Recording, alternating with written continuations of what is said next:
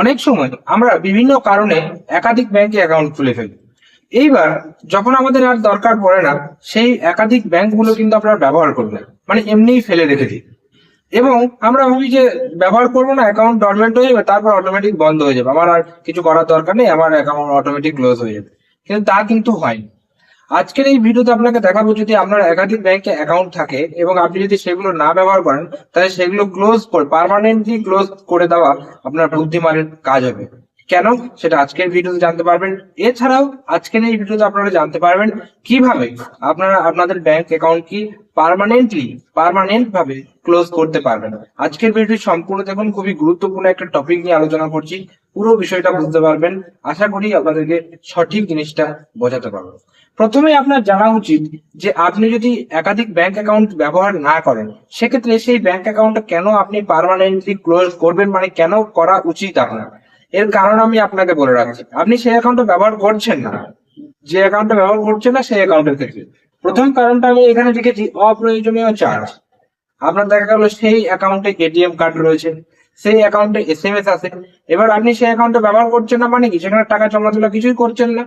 কিন্তু এদিকে আবার এটিএম কার্ডের দরুন একটা ইয়ারলি চার্জ, মানে মেইনটেনেন্স চার্জ কাটছে, এসএমএস অ্যালার্টের জন্য চার্জ কাটছে। এবার আপনি যখন টাকা জমা তোলা করছেন না, আপনার সেই চার্জ গুলো তো হিসাব হয়ে যাচ্ছে। ফলে হিসাব হতে হতে মানে একটা সময় সেটা মাইনাসে চলে আসবে, পরে তো আপনাকে টাকাটা দিতেই হবে। তো সেক্ষেত্রে দেখা গেল অ্যাকাউন্টটা চালু রয়েছে, কিন্তু আপনার ওই ব্যালেন্সটা কিন্তু মেনটেনেন্স চার্জের কারণে ব্যালেন্স নেগেটিভে হয়ে যাচ্ছে। এটা একটা কারণ, যার ফলে ফালতু চার্জ দেওয়ার থেকে অ্যাকাউন্ট ক্লোজ করে দেওয়া ভালো। 2 নম্বর রিজন আমি লিখেছি সাইবার সিকিউরিটি রিজন, যেটা আমি এখন প্রচন্ড ভাবে হচ্ছে। আপনি যে অ্যাকাউন্টে ব্যবহার করছেন না, অপ্রয়োজনীয় অ্যাকাউন্ট বা আপনি ব্যবহার করছেন না, সেই সমস্ত অ্যাকাউন্ট গুলোর যারা সাইবার প্রতারক, তারা খুব ভালোভাবে কাজে লাগাচ্ছে। এখন এই সুযোগটাকে তারা কাজে লাগাচ্ছে, তার ফলে এইটার জন্য কিন্তু আপনাকে আপনার অ্যাকাউন্টটি ক্লোজ করে নিতে হবে। এছাড়া আরো একটা নিয়ম আমি যেটা লিখেছি, সেটা হচ্ছে মিনিমাম ব্যালেন্সের ঝামেলা। যে অ্যাকাউন্টে আপনি ব্যবহার করছেন না, সেই অ্যাকাউন্টে আপনি মিনিমাম ব্যালেন্সের ব্যাপারেও ভাবছেন না, কিন্তু মিনিমাম ব্যালেন্স তো রাখতে হবে, না রাখলে অনেক ব্যাংক চার্জ কেটে নেয়, তাহলে সেখানেও চার্জেস ঝামেলা রয়েছে। এবার আপনি ব্যবহার করছেন না, সেক্ষেত্রে আপনি যদি চান মিনিমাম ব্যালেন্স মেনটেন করতে, 500,000 টাকা মিনিমাম ব্যালেন্স মেনটেন করতে হবে, সেটা একটা সমস্যা, টাকা ফাঁসিয়ে রাখতে হবে। তো এই সমস্ত কারণের জন্য কোনো অপ্রয়োজনীয় অ্যাকাউন্ট যেটা আপনি খুলেছিলেন সেটা আর ব্যবহার হয় না, সেটা বন্ধ করে ফেলা ভালো। এবার দেখুন, এই যে বন্ধ আপনারা করবেন অ্যাকাউন্টটা, ঠিক আছে আপনারা বন্ধ করে নেবেন, তার আগে আপনাদেরকে কি করণীয় অ্যাকাউন্টটা বন্ধ করার আগে, সেটা অবশ্যই মাথায় রাখবেন। আমি সাজেস্ট করবো আপনারা কিন্তু স্টেটমেন্ট 1 বছরের, খুব কম হলে 1 বছরের স্টেটমেন্ট আপনারা কিন্তু অ্যাকাউন্টে নিয়ে নেবেন। কেন, অ্যাকাউন্ট একবার ক্লোজ হয়ে গেলে তারপর আপনি সেখান থেকে আর কিচ্ছু পাবেন না। এই স্টেটমেন্টটা নেওয়ার কারণ একটাই, কোনো কারণবশত যদি আপনি আইটিআর ফাইল করেন, সেক্ষেত্রে এই স্টেটমেন্টটা আপনার কাজে লাগতে পারে। এছাড়াও আপনার যেটা করতে হয়, এখানে রিমুভ আপনার অটো ডেবিট সার্ভিস আমি এখানে লিখেছি পয়েন্টটা। তো সেটা কি, সেই ব্যাংকে যদি কোনো সাবস্ক্রিপশন, মানে কোনো ওটিটি অ্যাপের সাবস্ক্রিপশন নেওয়া থাকে, বা কোনো কিছু অটো ডেবিট মানে অটোমেটিক পেমেন্টের সিস্টেম এনাবেল থাকে, তো সেটাকে আপনাকে মানে অফ করে নিতে হবে।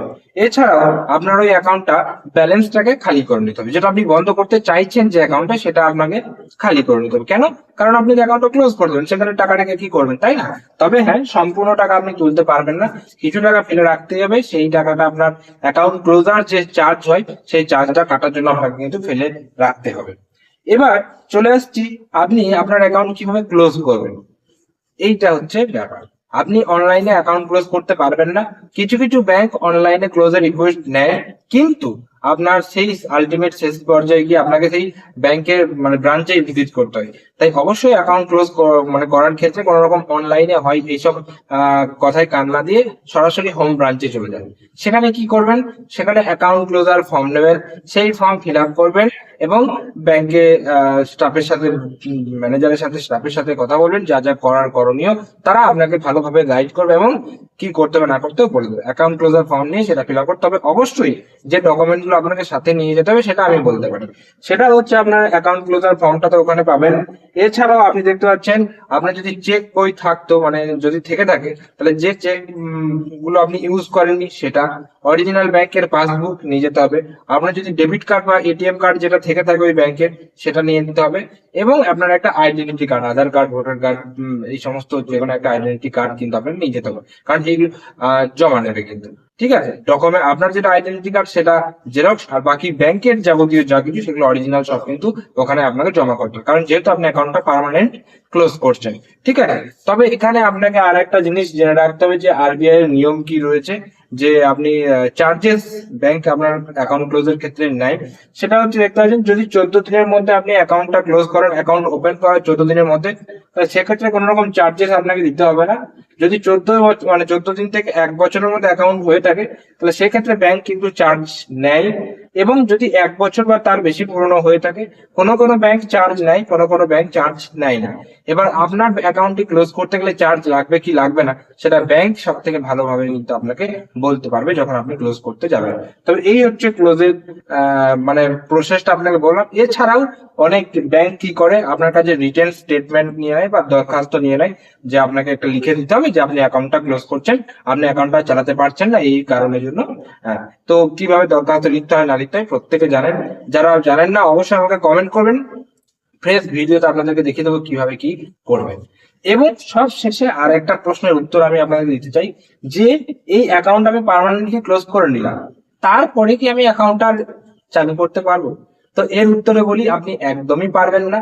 একবার অ্যাকাউন্ট পার্মানেন্টলি ক্লোজ হয়ে যাওয়া মানে তাদের ডাটাবেস থেকে আপনার সমস্ত ডিটেলস রিমুভ হয়ে যাওয়া, আপনি আর কিছু অ্যাক্সেস করতে পারবেন না। তো সেক্ষেত্রে কিন্তু আপনি ওই অ্যাকাউন্টে আর রিভাইভ করতে পারবেন না। তাই অ্যাকাউন্ট পার্মানেন্টলি ক্লোজ করার আগে অবশ্যই ভেবে নেবেন। যদি অ্যাকাউন্ট ডরমেন্ট হয়ে থাকে, ডরমেন্ট হয়ে যাওয়া মানে অ্যাকাউন্ট যে ক্লোজ হয়ে যাওয়া তা কিন্তু নয়। ডরমেন্ট হয়ে থাকলে আপনি আবার চালু করতে পারবেন অ্যাকাউন্টটা কেওয়াইসি ফিল আপ করে, কিন্তু একবার অ্যাকাউন্ট ক্লোজ করে নিলে সেটা আপনি আর রিভার্স বা রিভাইভ করতে পারবেন না। তো এই জিনিসগুলো আপনাকে মাথায় রাখতে হবে। আশা করি পুরো বিষয়টা আপনারা বিস্তারিত বুঝতে পারলেন। ভিডিওটা কেমন লাগলো অবশ্যই কমেন্ট করে জানাবেন। যদি ভিডিওটি ভালো লেগে থাকে একটা লাইক করবেন।